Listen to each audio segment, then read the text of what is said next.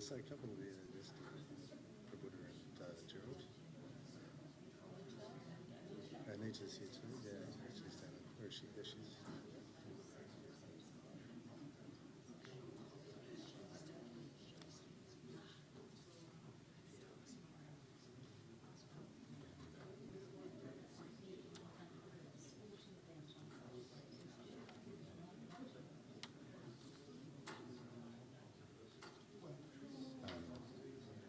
Do you pop that on any time? Yeah, just slide it. If you have a pocket, you can slide in the pocket. Yeah.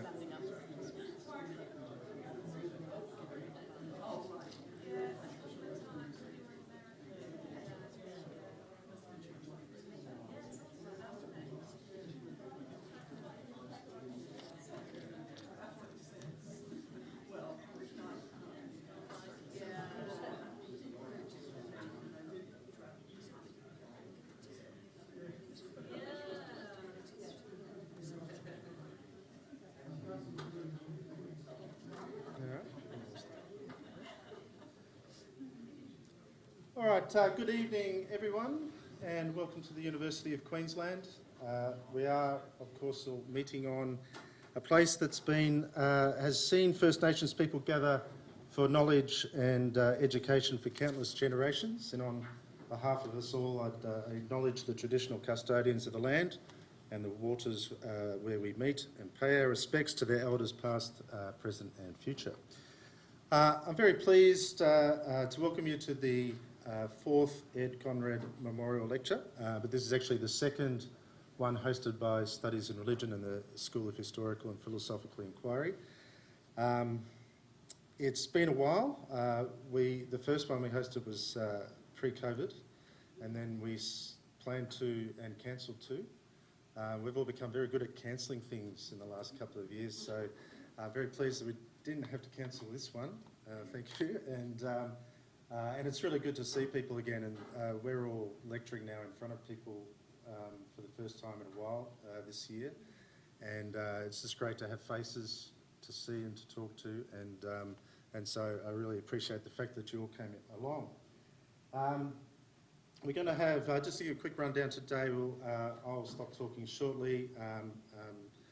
Professor Stiebert will talk for about an hour. We'll have time for questions, and then we've got some refreshments after that. So you're welcome to stay for those as well. Just so that I don't forget, I don't know if Sandra's in here, but just from the faculty, Sandra helped a lot with the organising of this event, and I thank her ahead of time. I'd also like to thank Dr. Linda Conrad, Ed's wife, for making this event possible through your generous support. And it's great for us because not only do we get to hear from brilliant scholars like Professor Stiebert, we also get to fondly remember Ed's contribution to the University of Queensland and especially Studies in Religion. I arrived after Ed retired, and I think I only met him once, but my colleagues that I arrived here with knew him very well, and I know a lot of people here knew him well, and I've never heard anything negative about Ed at all. He sounded like an incredibly generous and kind man and a very fine scholar. He specialised early in his career on the Hebrew Bible, and I think he wrote maybe 4 monographs in that area, and then over time he developed an interest in reception studies, and that informed the latter part of his career. And so that actually is how this lecture series was developed. It's around Ed's interest in the reception of biblical texts.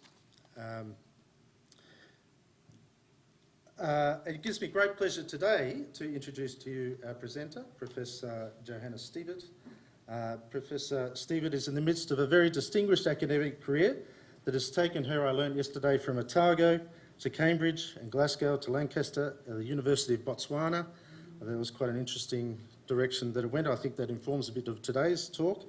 And then the University of Tennessee, and then back to the UK, where since I think, was it 2009, you've been the Professor of Hebrew Bible at the University of Leeds.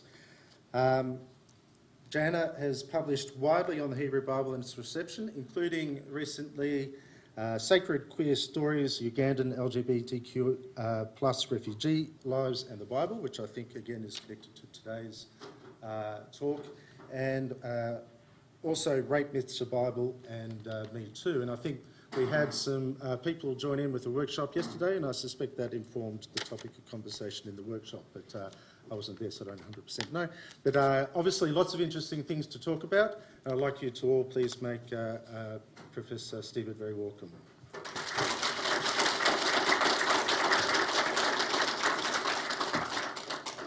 Oh, thank you so very much for the tremendous privilege and honour of being here to give the Ed Conrad Memorial Lecture.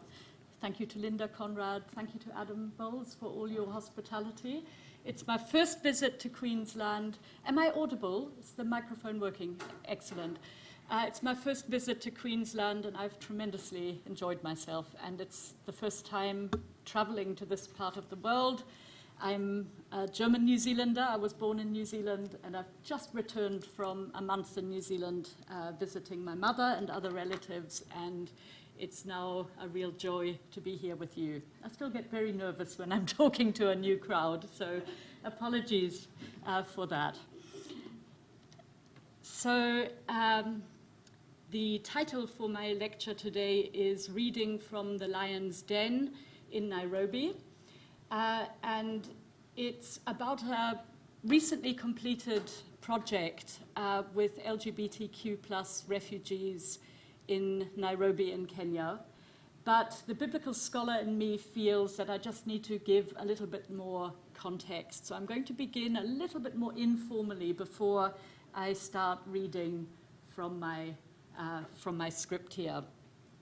Just to give you a little bit of background on how I came to be involved in this project and why it matters to me as a scholar of the Hebrew Bible. I started working, which is where I came across Ed Conrad's work, on prophetic texts of the Hebrew Bible, and also over my career came to look much more at the reception of texts of the Hebrew Bible.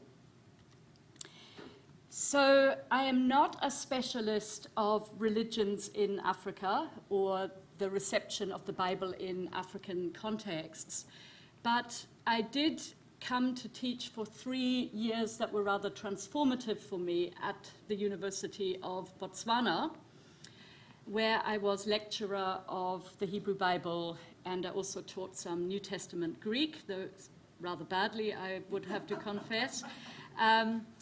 I was there at the height of the HIV/AIDS pandemic, which was very, very devastating at that time. Some estimated 50% of the student body I was teaching were believed to be HIV positive. And in my time there, very many students and colleagues succumbed and died. The situation is now rather different with the availability of much less invasive AZT or antiretroviral medication. I was very fortunate that in my time in Botswana, I was the colleague of Musa Dube, who is pictured there. She is a very famous feminist post-colonial scholar of the New Testament. And she was very influential for me because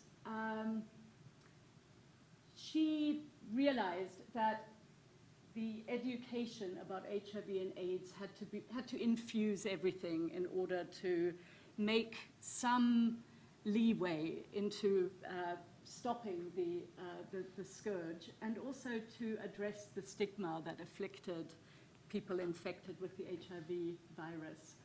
And she persuaded me of this. I was, to begin with, rather resistant. I was coming out with statements like, well, I'm a scholar of the Hebrew Bible. I'm not someone who can really speak to HIV and AIDS. And she persuaded me, because she was right, that HIV and AIDS did have to be discussed wherever we could, including in the teaching of the Bible, given the significance of the Bible in this region. So HIV/AIDS and the curriculum was a book edited by Musa, and one of my early publications was in that volume.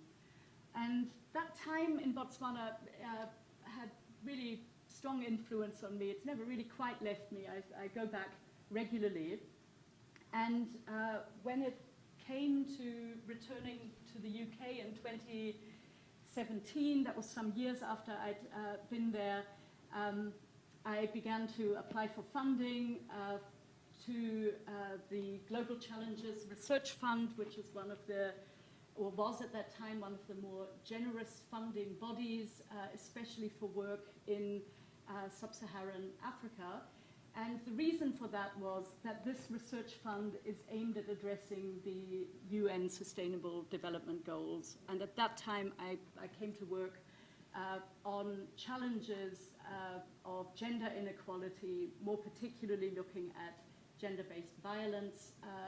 I co-founded a project at that time called the Shiloh Project, and then Me Too came, and that really put a kind of surge of energy into this kind of work. So that's some of the background as to how I came to be interested on working on topics of the Bible in African contexts. So I just want to give a little bit of background as to why I think it's very important to look at the Bible in Africa. The continent of Africa is vast and diverse. It's very difficult to generalize about it. But as that map indicates, sub-Saharan Africa is dominated by Christianity, and the role of the Bible in this part of the world is really significant. It's much more visible in this part of the world than it is in the UK where I live now. And importantly, 1 in 4 Christians of the world is based on the continent of Africa.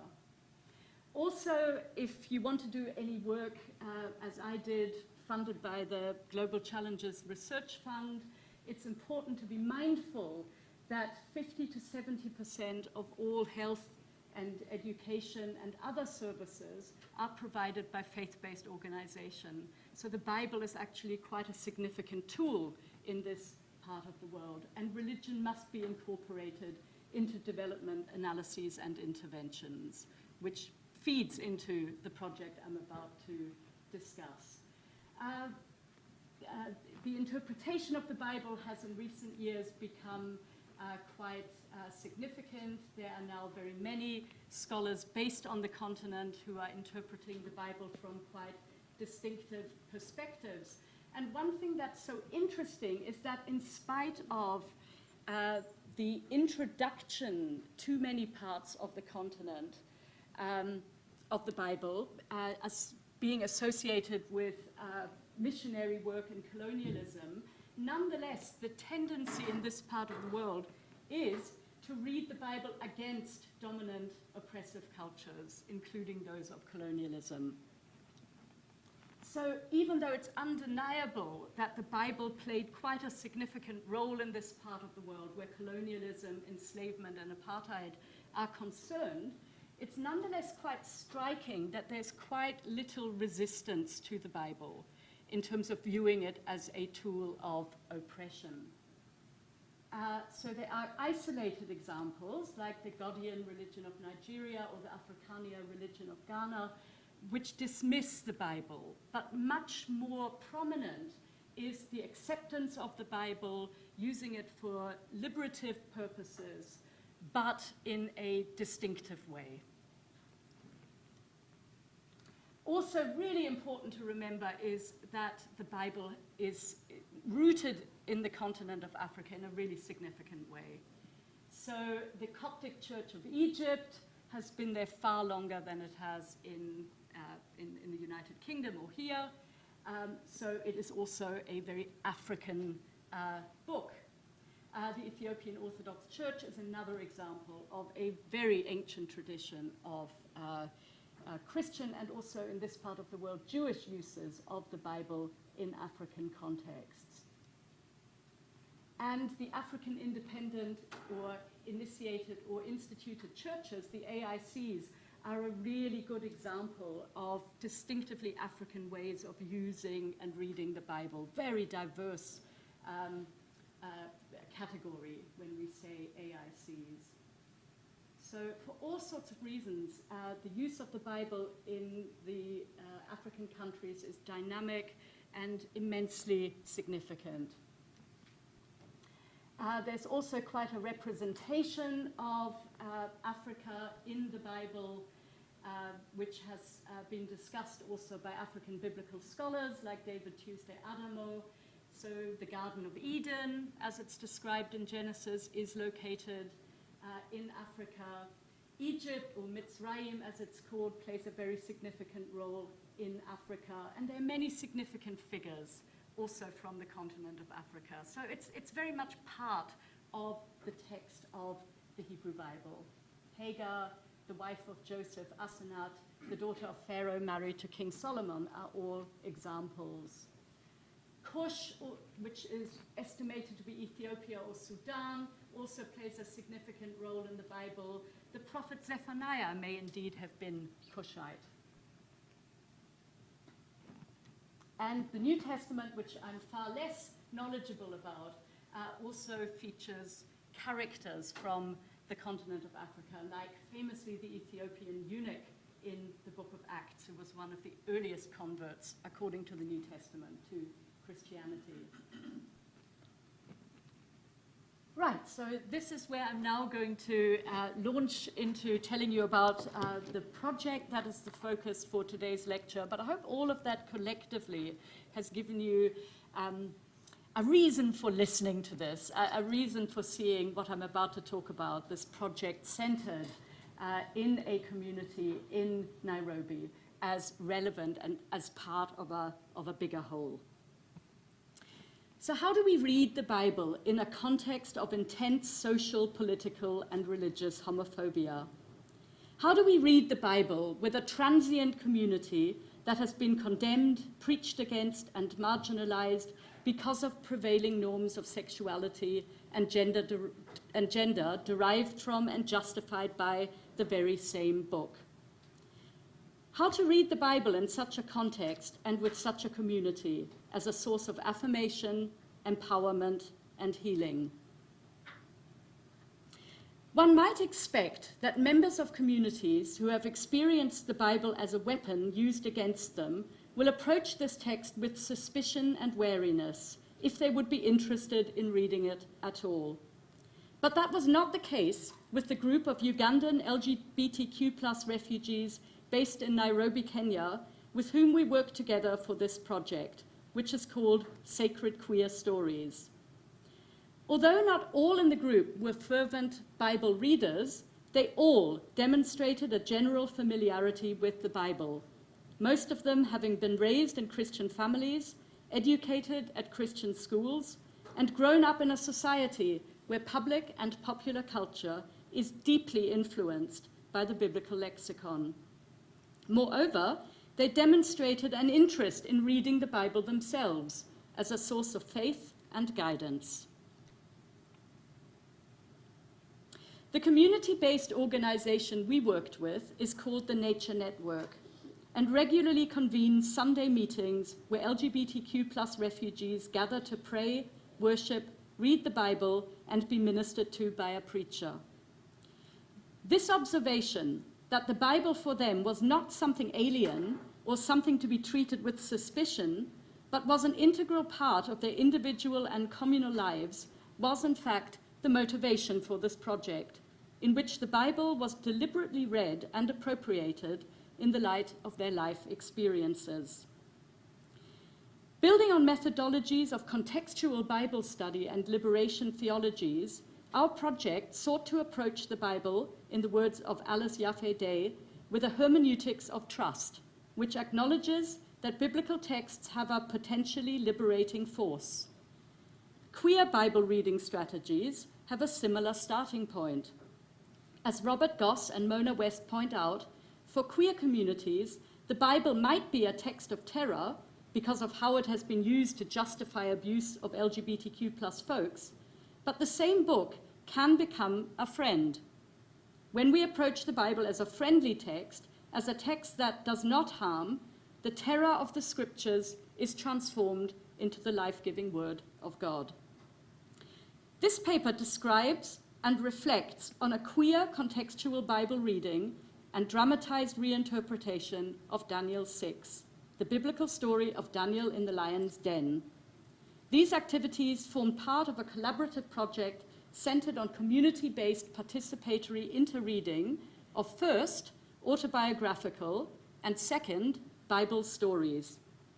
At the heart and center of the project is the Nature Network, a community of LGBTQ+ refugees living on the outskirts of Nairobi while awaiting resettlement through UNHCR in Europe, North America, or Australia. Most of these refugees are Ugandan and have escaped rejection, discrimination, and violence in their home country, which has been in the spotlight of homophobic notoriety, especially since the introduction by Member of Parliament David Bahati of a private member's bill in October of 2009. This action eventually culminated in the albeit short-lived signing into law of the anti-homosexuality bill by President Museveni in February of 2014. 2014 is also the year that the Nature Network was founded. Subsequently, too, homosexuality has continued to be deeply politicized in much of East Africa, and the social and political climate abounds with strong anti-LGBTQ+ sentiments. Up until today, politicians, clergy, and other opinion leaders inject homophobic hate speech into the public domain, and police have not ceased in harassing members of the LGBTQ+ community. Ugandan LGBTQ+ refugees have been crossing the border into Kenya and registering as refugees since at least 2011. For most of them, especially in recent years, the wait for resettlement is a very long one, lasting in the range of 5 years. During that time, their lives are somewhat in limbo. Refugee life in Kenya, almost invariably, is very difficult. For most, life is marked by continuous vulnerability, poverty, insecurity, compromised health, and punctuated with violence. Against the background of these difficulties, the Nature Network offers shelter, community, solidarity, support, and opportunities for finding helpful advice, information, and sometimes opportunities for training, and sometimes at least short-term work. Many Nature Network members describe the community as a family, a place of safety where they can be themselves. Adrian is the principal investigator of the project, and you'll see a picture of him in a moment. He came to know about the Nature Network and to befriend its members during research in the years leading up to this project. Among the friends he made were both Raymond and Hudson, the founding and second directors of the Nature Network, with whom we developed the idea for this project. And Raymond, the founder, he's pictured there, he also goes by Mother Nature. Both Raymond and Hudson have played integral roles in the project, serving as local research coordinators. They collected the data, arranged gatherings, facilitated the group sessions, translated where necessary, and infused the project with energy, warmth, and an ambience that inspired trust and openness. I'm a colleague of Adrian's, and we both work at the University of Leeds. And I joined the project on account of my background in biblical studies, with particular interest in African-centered perspectives, and with experience of co-leading contextual Bible study in other settings. For the two of us, it has been a very stimulating and enriching experience, personally and academically, to journey with the Nature Network community during and beyond this project. And what you're looking at there is the book that has grown out of the project, which is co-authored by all four of us. As much as we, coming from a very different and much more privileged background, are outsiders to the community, we were welcomed and made to feel part of the Nature Network family, collaborating in the project on the basis of an ethics of mutuality, respect, and reciprocity, and a shared commitment to social transformation. In particular, the life story approach reminded us of the common human nature, a humanity shared with others, that fundamentally formed the basis for collaboration between us as UK-based academics and the Nature Network community activists.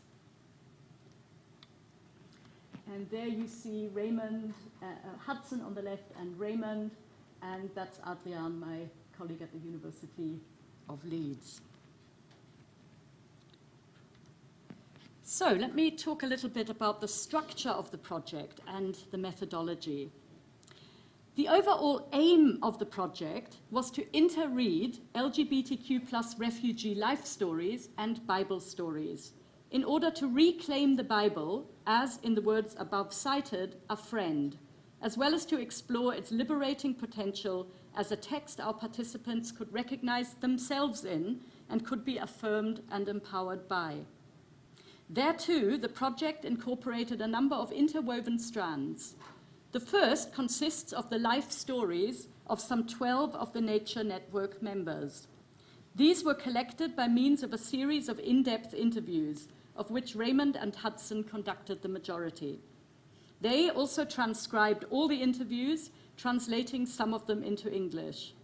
Important to remember here is that storytelling is first a practice with deep roots in many African traditions.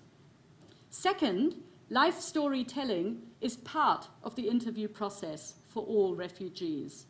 All have to get used to and adept at explaining who they are and why they are in need of sanctuary and resettlement. It's quite important for me to mention that so you don't get the impression that what we're doing is very exploitative and catching people unawares. Third, life storytelling has recently been adopted as an activist method in African LGBTQ+ circles, forming a rich archive of queer African stories. And the life stories collected in this project add to this archive. The second strand comes from the Bible. The Bible is a significant artifact of and in Africa. Not only the vast numbers of Africans who call themselves Christian value the Bible as sacred scripture, but many other Africans too acknowledge this collection of texts and its stories as powerful and important. In the life story interviews, we asked the participating refugees whether they had a favorite Bible story that spoke to them or that addressed their life experiences. Everyone had something to contribute here, and many stories from both the Hebrew and Greek Testaments were cited. One story emerged twice, the story of Daniel in the lion's den, which went on to be selected for the contextual Bible reading. Now, there was one other text that came up repeatedly that we also dramatized, which is the story sometimes called Jesus and the woman caught in adultery, or possibly better called Jesus and the Pharisees caught in hypocrisy. That's a better way of looking at it. But I'll be focusing today on Daniel in the lion's den because the Hebrew Bible is more safe ground for me. The process of this contextual Bible reading was loosely based on the methodology of contextual Bible study developed by the Ujamaa Center at the University of KwaZulu-Natal, in particular on the 6 C's, or core values, underlying this method, which are reading the Bible in community, in context, in collaboration, with criticality, for change, and for contestation. Our version of the process developed in 4 steps, each generating bodies of data. First, a collaborative reading of the story in Daniel 6, with participants identifying and reflecting on the main characters and key points in the narrative. Second, a group discussion about how the story could be linked to participants' life situations and experiences as LGBTQ+ people and refugees, and how it could be restoried in the contemporary context. By restorying, we mean a process where personal stories react to and interact with sacred stories, and in doing so engender a new story. Third, developing this new story into a drama script and acting this out through community-based theatre. Fourth, in the week following this creative group process, a small number of one-to-one follow-up interviews were conducted with individual participants. The resulting drama play, Daniel in the Homophobic Lion's Den, retells the story in Daniel 6 from the perspective of the refugees, infusing the story of Daniel, the king, his officers, and the lions with experiences from their own lives. A lively and poignant drama, it was performed, video recorded, and uploaded to the Nature Network YouTube channel. And it's there to this day. So I won't play it today because it's about 15, 20 minutes long, but it's easy to find by looking for that title. Let us summarize the drama briefly before focusing in on one of the details of the reimagined biblical tale, namely the lions and the den. There was almost complete consensus among the refugees that they identified with Daniel, the righteous man who is unjustly accused and attacked. Daniel was cast as a representative of the LGBTQ+ community in Uganda. His accusers, the governors of the biblical story, were imagined as outspokenly homophobic politicians, community and religious leaders. King Darius, who in the biblical story complies with his governor's demands, but is nonetheless more moderate, even sympathetic towards Daniel, was identified with President Museveni. This somewhat resembles the Ugandan situation, where Museveni initially resisted the anti-homosexuality bill, probably because of pressure from the international community. And he did try to get it off the table, but then he was also under pressure from within his country. The lions were in the drama aligned with an aggressive police force, and the den with the prison into which Daniel is cast. The drama also added in some supporters of Daniel, members of the press and international human rights group. So what I will do next is just focus in on some of the details of this interreading. So I will look at the lions, the den, and then I will look back, I will look at speaking back prophetically. I think it's very important to mention Hebrew Bible prophecy in the light of the inspiration for these memorial lectures. So participants engaged the Lion's Den as a narrative space from where they could challenge and speak back to their own life situations as members of a community experiencing double marginalization on the basis of LGBTQ+ identity and of refugee status. Let me place particular focus on the motifs of the lion and the den, which for the refugees represent a variety of figures and situations of threat, both in Uganda and Kenya. Mapping the Bible story onto their own experiences, participants first and foremost identified the lion's den with Uganda, their home country, from which they had escaped in search of safety, protection, and dignity. Although they had escaped from this den, the memory was still vivid and strong, which reflects the longevity of queer trauma. It is important to acknowledge that participants' narratives about Uganda are too nuanced and multifaceted to simply reinforce the popular idea of, in the title of a BBC documentary, Uganda as the world's worst place to be gay. Many of them, in fact, recount warm memories of growing up in their family homes, attending school, and participating in faith communities. Clearly, Uganda cannot be reduced to just a homophobic lion's den. Nevertheless, the reasons why participants had made the difficult decision to leave their home country behind certainly had to do with manifestations of homo and queer-phobic aggression and violence in Ugandan public and political spaces, and subsequently also in private domains, which were fueled by the dynamics around the infamous anti-homosexuality bill. The initiators of this act, such as MP David Bahati, and its most enthusiastic supporters, such as Pastor Martin Semper, were identified with the governors in the Bible story, who deliberately plotted against Daniel. The decree that the governors came up with, and which they convinced King Darius to sign, was immediately equated by participants with the anti-homosexuality bill, designed to create a basis for charges against them.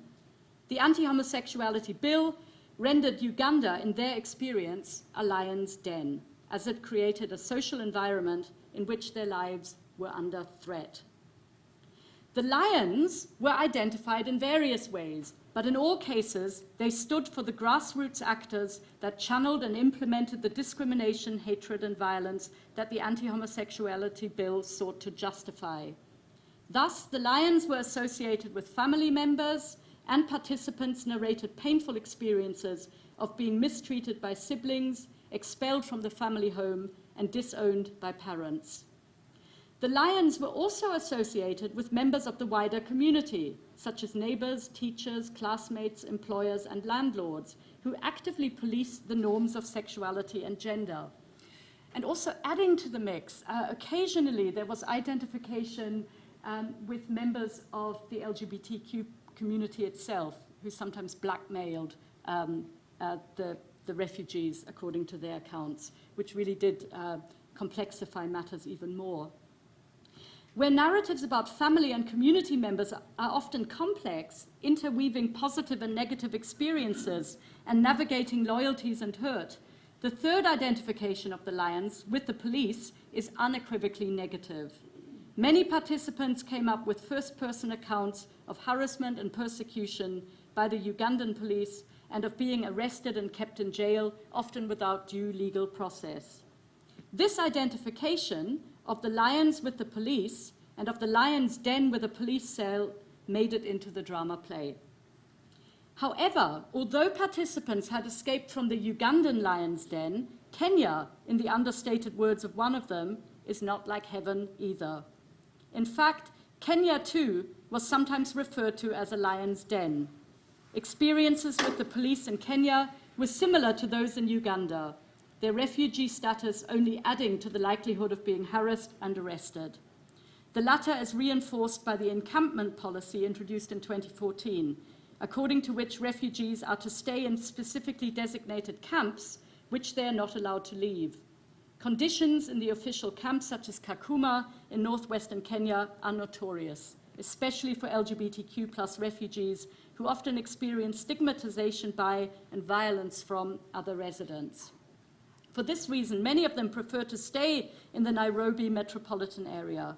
One participant who had stayed in Kakuma narrated deeply traumatic experiences, including of sexual violence. Other participants narrated painful experiences in Nairobi, such as of being intimidated by malicious landlords and of struggling to make a basic living. There were even reports of unsympathetic treatment by the refugee agencies that are supposed to support their well-being and to take care of their resettlement process.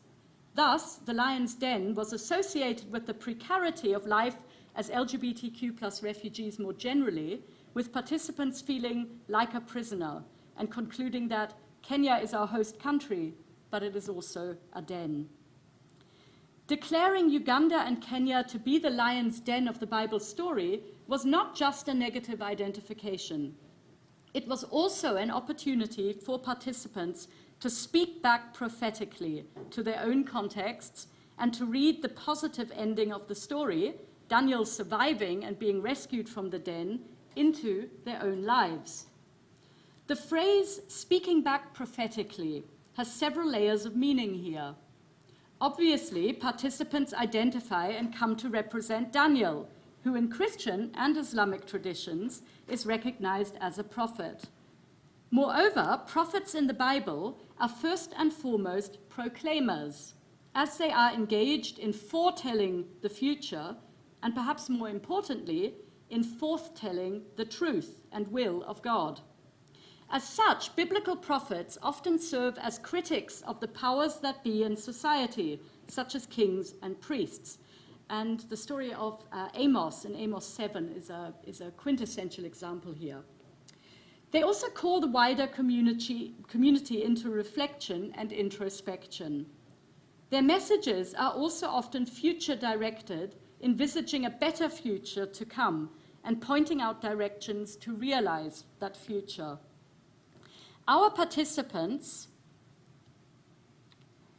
present both dimensions of prophecy. They criticize the political and religious authorities in both Uganda and Kenya for creating and fueling a homophobic climate, and they hold up a mirror to society to reflect on the hatred and pain to which LGBTQ+ folk are subjected. In doing so, they envisage a different future for the countries they come from and live in, a future that includes LGBTQ+ citizens, affirms their dignity and rights, and recognizes their talents and potential. Where in recent decades African biblical scholarship has evoked and engaged the space of prophecy to address critical issues relating to HIV, such as stigma and marginalization, the same space is now engaged to address and overcome homophobia and anti-queer violence. Thus, speaking prophetically, participants suggested that the conditions that made them suffer of socio-political and religious homophobia and of stigmatization and discrimination on the basis of their sexuality, gender, and refugee status are a result of the laws of men, not God. Like God in the Bible story, God is on their side, on the side of Daniel, and they asserted that God is on their side too, a reading that renders their opponents who plot against them and attack them de facto as enemies of God. This conviction empowered them, as reflected in the drama play, where the Daniel figure is far from a victim, but demonstrates considerable agency and courage as he addresses the president and advocates for his freedom. It is further reflected in the actual space of the nature network as a community shelter, the warmth of which resembles a loving family as a radical alternative to the all too familiar space of the metaphorical lion's den.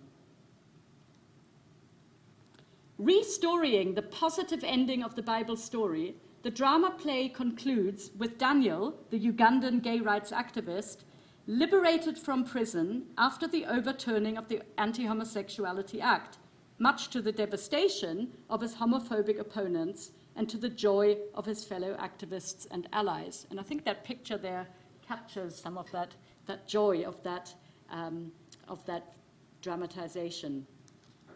The triumph with which Daniel in the drama play is freed stands in contrast to the situations participants find themselves in, having barely escaped the lion's den of Uganda, only to be trapped in Kenya. It can perhaps be seen as reflecting their hope that Uganda one day will be a place of freedom for them too. Several participants, however, linked the positive ending of the Bible story to their imminent, or so they hope, resettlement in another country, where they will be safe and where their dignity and rights are respected.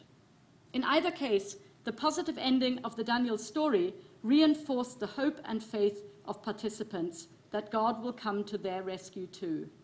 In the dramatization, when Daniel is arrested, he cries out, "God is my witness," and when he finally is released, he shouts, "God has helped me."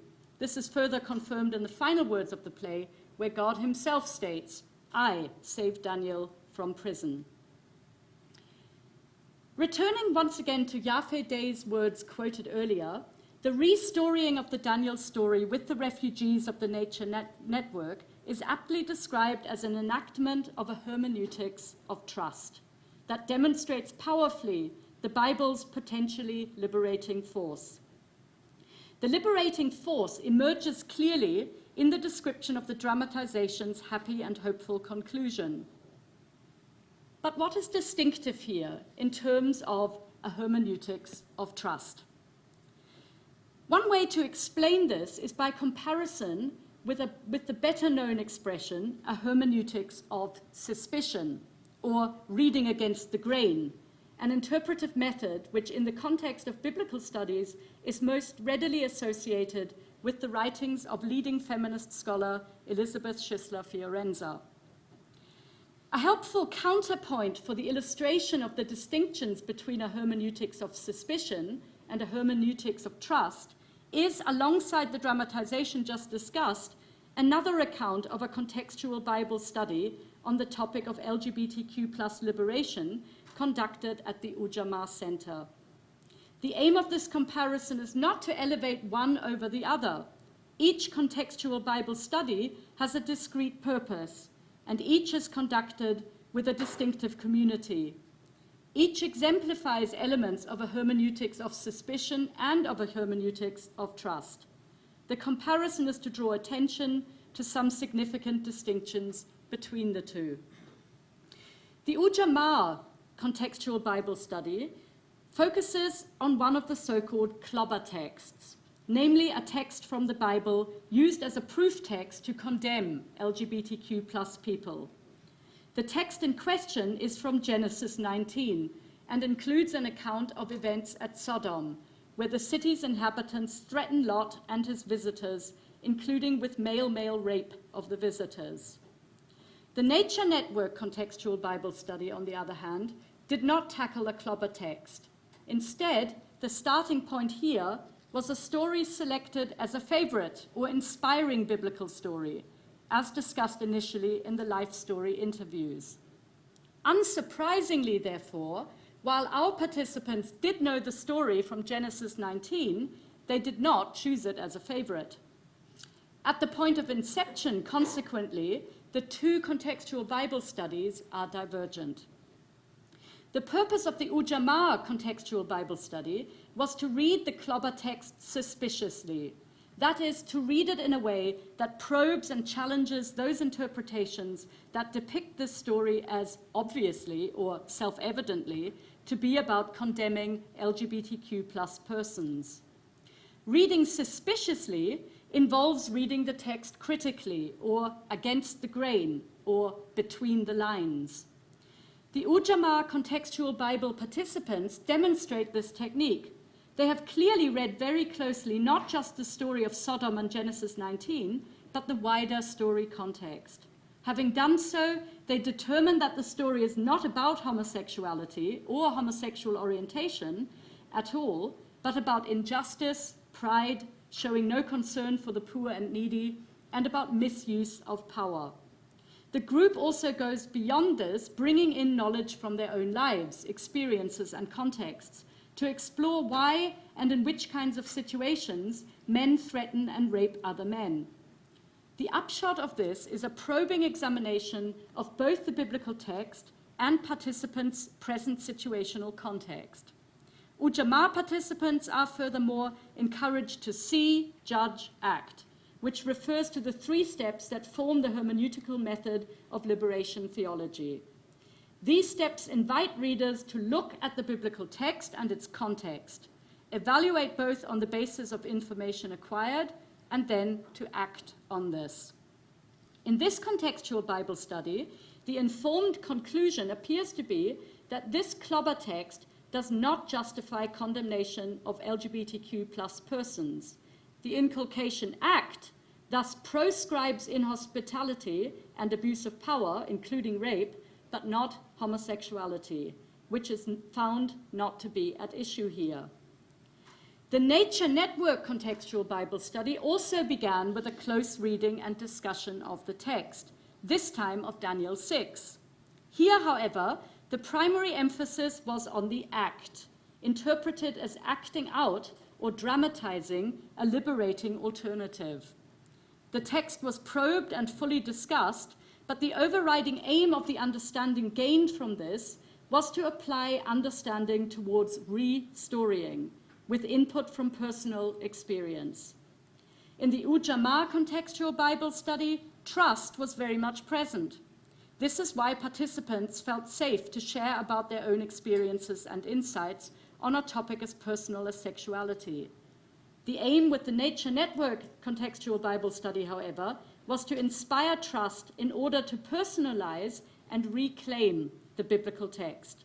Here, trust and confidence were applied to, albeit very respectfully, adapting the sacred text and making it relevant for the participants' present context. In the Ujamaa contextual Bible study, a hermeneutics of suspicion is predominant, which led to careful plumbing of a sacred text widely used to condemn and finding it to be condemning not of LGBTQ+ persons, but of cruel, inhospitable, and abusive persons. In the Nature Network contextual Bible study, a hermeneutics of trust is predominant. Suspicion of the text is less pronounced, in part because the text here is not a clobber text, making it easier for participants to read the story as presenting a positive meaning about faith and God. Trust empowered the participants to make the text of Daniel 6 speak to their own experience. Although the outset and emphasis of each contextual Bible study is distinct, both methods transpire in empowerment and liberation as well as thoughtful contemplation and trust. They both demonstrate in different ways the potential of the Bible as a resource for transformative queer activism and scholarship in African contexts. Let me conclude. It has been critically observed that in Christian-dominated parts of Africa, with regard to contemporary politics of LGBTQ+ sexualities, the Bible forms part of the problem because it is a site of struggle and in the debate on homosexuality is being fought. In this context of widespread Christian and indeed biblical-inspired anti-queer mobilizations, there has been a recent quest by African queer religious scholars and communities to engage this site of struggle critically and creatively to resist homophobic and heteronormative interpretations and to reclaim the Bible as a resource for social and religious transformation. This project is part of this quest, reading the Bible with a community facing double marginalization on the basis of sexuality and of refugee status, and developing a creative method of biblical interpretation and appropriation through drama. The Ugandan LGBTQ+ refugees participating in this project narrated experiences of trauma and pain caused by religious institutions, leaders, and communities, specifically cases where the Bible had been used against them. Nevertheless, they demonstrated an overall hermeneutics of trust towards the Bible, distinguishing the sacred text from the institutions and structures that seek to control and manipulate it. Reading the story of Daniel in the lion's den, they identified with Daniel, recognized themselves in his experience of persecution and imprisonment, but also in his experience of liberation and freedom. This identification allowed them to speak back prophetically to the social, political, and religious actors invested in promoting queerphobia and anti-queer violence, and to envisage an alternative future. Restoring the Bible story in their contemporary context and in the light of their own experiences, they were able to state clearly and unequivocally that God is on their side, like on Daniel's, and is coming to their rescue from the homophobic lion's den. Enacting this newly created, biblically inspired story through drama was particularly empowering and liberating, as it enabled them to perform and embody the very truth they had discovered. Thank you.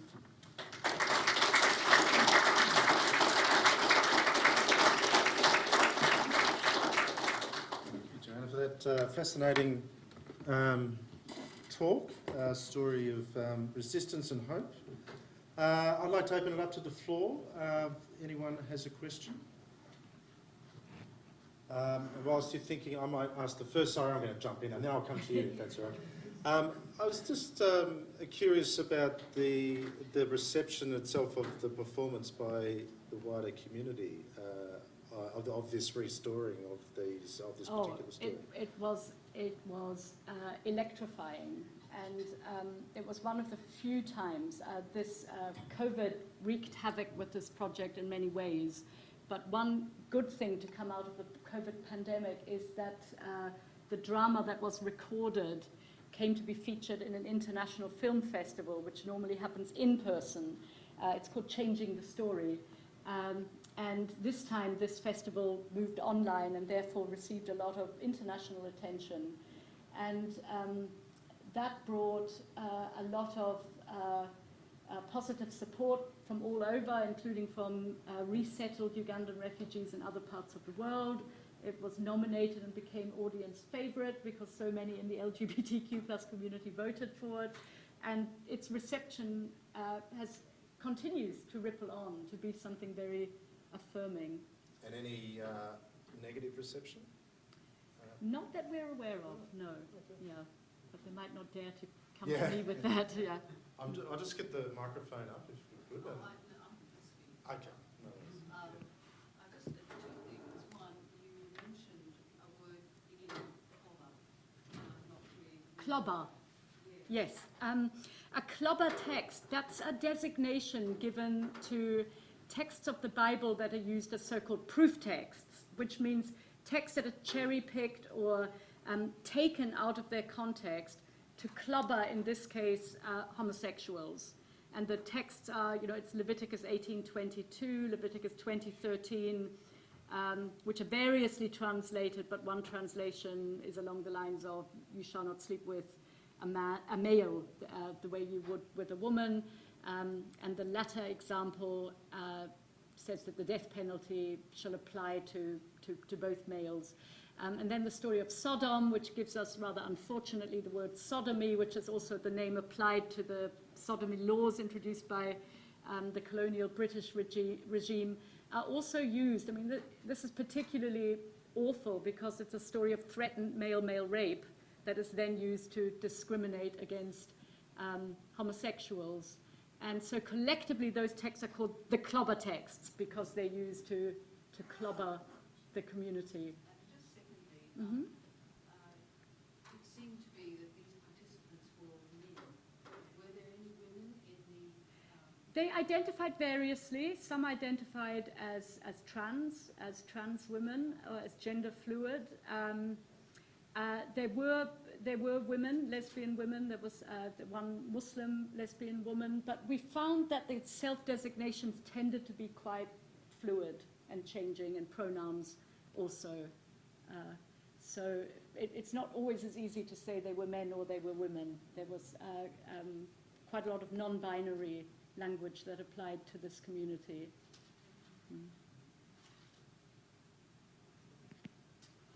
In the, may I ask if in the nature network, the group of Ugandan, or the refugees who came together, obviously had been very influenced and were part of, related to the biblical stories.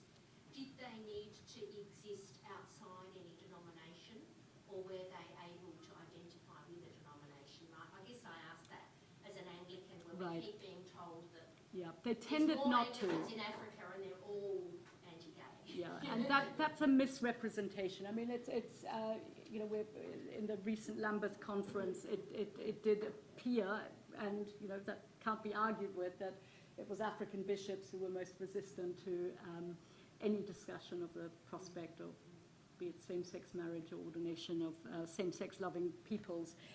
But it's a more complicated picture, which is why that BBC documentary, which had that provocative title, The Worst Place to Be Gay, is a little, there are gay networks, there are churches attended by LGBTQ plus people. There is a community in Nairobi, it's called,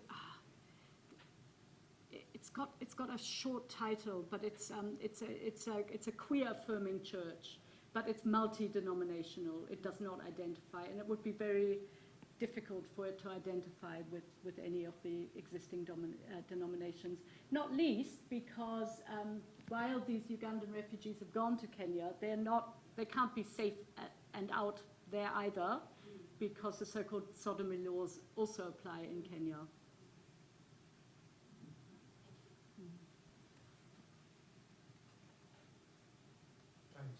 Thank you very much, Professor Stiebert. I was interested particularly in the creation story of Adam and Eve, Genesis 1 and 2, because in the second one there's a kind of often read as an etiology or an explanation for the attraction of men and women, so that Eve comes from Adam's rib, and so that naturally explains why men and women are attracted to each other, a bit like in Plato's Symposium. Yeah. Right?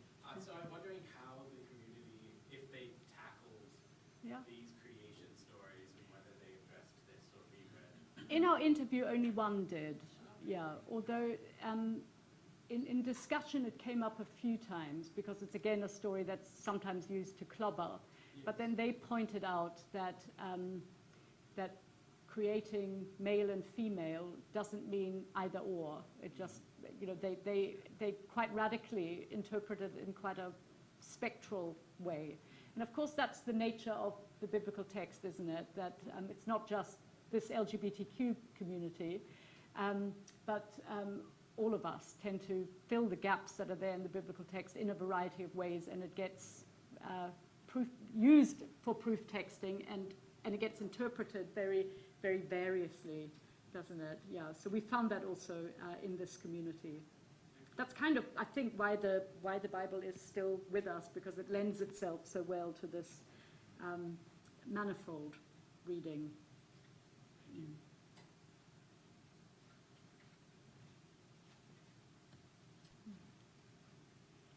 I was curious when you mentioned that one of the people in the group was a Muslim woman.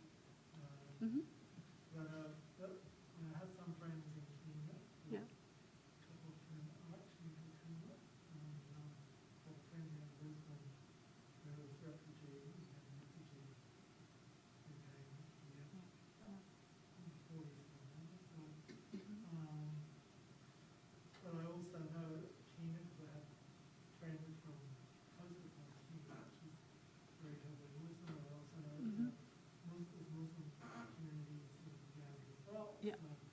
So I was kind of curious, I heard that there was a Muslim part of this.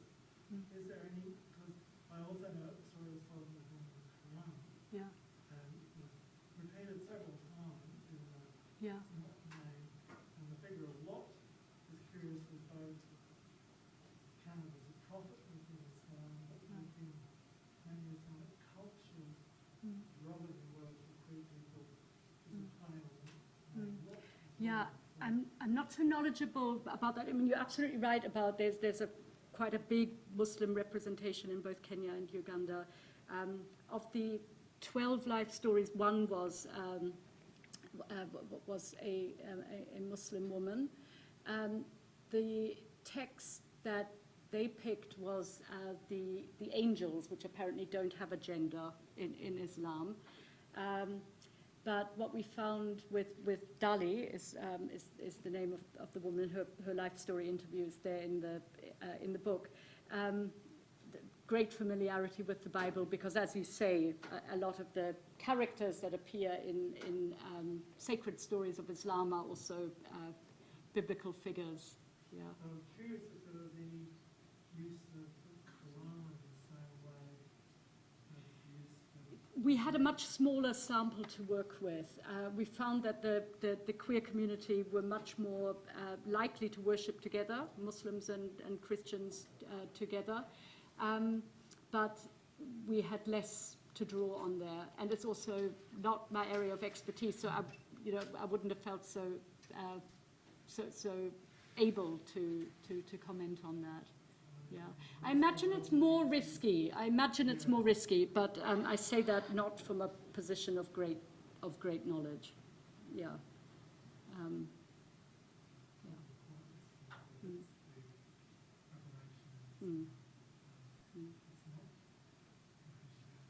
Yeah. But she did have texts she drew on, and proudly so, and yeah.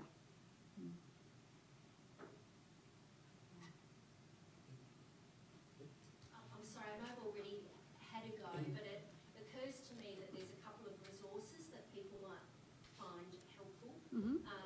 Published by ATF Press, Australian Theological Forum. One's called 5 Uneasy Pieces, and it deals with the 5 proper texts in both the Old and New Testament. And the other one's called Pieces of Ease and Grace, and it's got more like 18 essays in it that look at texts that we might interpret in a way that generates a hermeneutic of trust, that is a more user-friendly. Both volumes are edited by Alan Cadwallader, and it includes an essay on the creation passage in Great. Pieces of Ease and Grace. Thank you very much. Yeah. Well, in terms of resources too, I was part of an online seminar organised by the Western Institute in the United States on the core text. Right. In 2020, I dealt with Solomon Conrad, and then we had a revisiting earlier this year, actually, again online. But our presentations from 2020 are being edited to become a book coming out. I'm not quite certain when, but and also we've actually broadcasting on the web. That's the Queer Bible Commentary. Yeah. I think it's next month it's coming out. I've got chapters in that too as well. Fabulous. Yeah. Yeah, it's certainly not ceased to be immensely important. Yeah.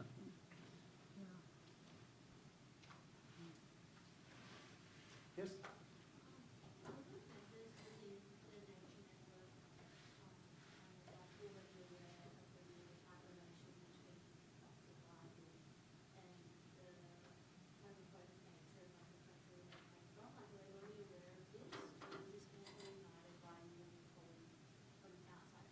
So were they aware of the homophobic use of the Bible? Absolutely, absolutely. So I mentioned Pastor Martin Semper, who's kind of one of the most vocal Ugandan pastors for homophobic reference. Very easy to find plenty of religiously Christian, Bible-motivated homophobia in Uganda. Absolutely, sadly so. Yeah. Some of that inflamed by from outside as well. I mean, there's a film called God Loves Uganda about US evangelical, don't know what to call it, messing around in Uganda. But there's also plenty of homegrown homophobia as well. But as I said before, it's really important to stress that that's not all there is to it. That's very often the view we have, that everybody in Africa is homophobic, and that is a complete misrepresentation.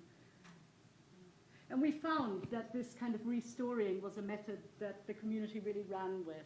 I mean, we may have suggested it, but they ran with it. We took a back seat, and we found out that during the isolation with COVID, they had another restoring where they took the story where Jesus goes onto the lake to get away from the crowds and read that as a social distancing story, and to appreciate to appreciate it as a time for kind of spiritual regeneration. So it was really wonderful how they were ignited by these sorts of ideas and by the biblical text, and made it their own in really pretty interesting ways. Peter. Thanks, Johanna. It's very interesting. So this is kind of sociological question, I guess, rather than a normative one. But clearly, the capacity of the Bible to be both liberating and the power of the common text is a function of its normativity for the community. How then does it retain that normativity in the context of wildly opposing interpretive strategies? Yeah, great question. I think it always has, though. I mean, I think that it's in the Bible itself, you see it's a normative text, but it's also one that has such an array of voices, and it has accounts of God changing his mind. So you've got the Ten Commandments, early on, where we have this bit about, cursing children for the sins of the fathers down so many generations, and then you've got Jeremiah and Ezekiel, where they say, well, that's not the case anymore.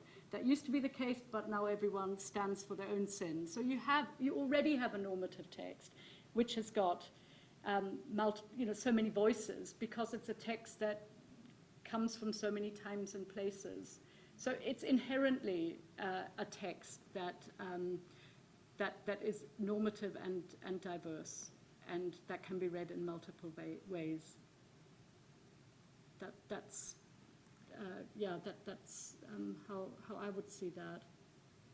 So I don't see it as a problem. I see it as a kind of... So no, I don't see it as a problem either. I mean, I agree with everything you say. My question was really about the sociological, because I think in a Western context, that would be a problem for the credibility of the text. That was susceptible to that. And clearly there's something about this context. Well, that's my question, I guess. Is that context different in such a way that it's able to sustain that multiplicity of readings? Possibly, but I think that's also something, I don't think it's entirely alien to our own contexts either. I think when we want something, I think there's a reason why certain texts come to the fore at certain times, and while other things get downplayed. So at the moment we're in a time where homosexuality is one of the topics that's really getting people so wound up, and these very isolated examples that can be stretched to bring into a discussion on same-sex loving are really ramped up, even though I would say they have nothing to say about homosexuality at all. On the other hand, we have so many texts that very clearly condemn the charging of interest, and we don't see people picketing banks, you know, even though that is much more clear. And so, I don't know, I think it's already a kind of a bit of a mess, the biblical text, and lends itself, therefore, to this kind of stretching of normativity. What did the group make, if anything, of the relationship between David and Jonathan? Interesting you should say that, because we expected that to come up as a favourite story, and it didn't. David and Goliath came up. They identified as kind of standing up, you know, being brave about confronting homophobia. So that came up. David and Jonathan did not, and that surprised me as well. Yes, because you wouldn't think you'd have to allegorise it at all. Yeah, you'd think not, yeah, because it does seem quite, certainly to our ears, it may not have been a homoerotic text, but to our ears, it sounds that way. Yeah, but yeah, that surprised me as well. I was waiting for that story to come up, and it didn't come up. Yeah.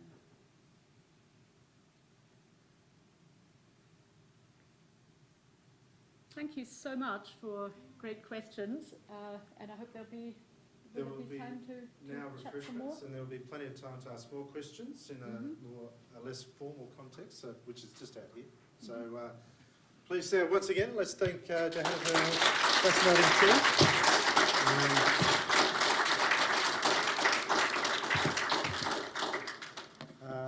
And I'll see you outside, or we'll see you all outside. So thank you.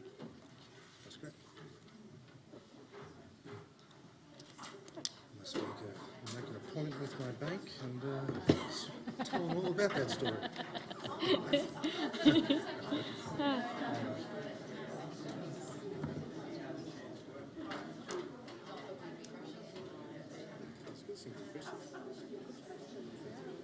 The one better was those guys sort of picking around the same line about the ontological work in quite different areas, but if the text has an ontological status, then how do you end up smoothing out the expectations? It's just Myriad ways have been found. well, I really think they just don't talk about each other. So it's just, so they don't have to. I'd really like to thank you for your presentation. I would really like that reference. So pieces of ease and grace. Pieces of ease and grace. I got that right. Okay. And I have to declare a conflict of interest or an interest. I've written one of the essays in it. That's good. And your name is? My name's Ruth Matheson. Okay. Oh, I should have brought some cards with me. I don't think I have. I did either.